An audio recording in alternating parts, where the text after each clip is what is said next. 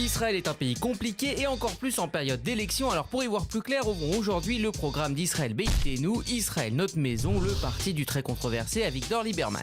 Né en Moldavie il y a 59 ans, Lieberman, évêque de son petit nom, arrive en Israël en 78 en pleine vague d'immigration des Juifs du RSS. Et c'est bien ce million de citoyens que Lieberman a voulu représenter en créant il y a 16 ans son propre parti après avoir fait ses classes au Likoud. Likoud qu'il retrouvera quelques années plus tard dans une alliance qui le mènera au poste très exposé de ministre des Affaires étrangères, un VRP sulfureux pour Israël, opposition tranchante. Qualifié par certains de parti d'extrême droite, Israël Beitenu et son leader ont un principe et un seul, il n'y a pas de citoyenneté sans allégeance à la nation. Et de là en découle son programme. Par exemple, les aides au logement doivent être selon lui accordées aux couples ayant fait leur service militaire et pas forcément aux plus pauvres. Taxé de racisme anti-arabe, Lieberman répond que son seul critère, c'est la fidélité au drapeau d'Israël, rien de plus. Pour lui, les villes arabes n'ont rien à faire en Israël, ce qui explique son plan de paix pour le moins original. Il propose des échanges de territoires basés sur les populations.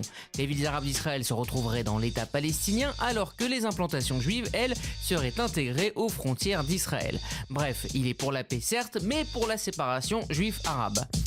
Ce qui donnerait un Israël peuplé de citoyens tous fiers de leur drapeau.